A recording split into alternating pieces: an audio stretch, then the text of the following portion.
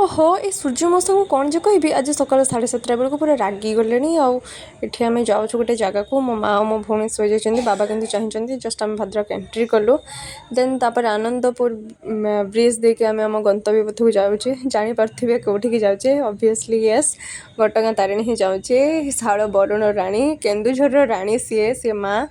आम पूजा सामग्री किणिकी नहीं गलु देन तापरे गलु मंदिर पाखक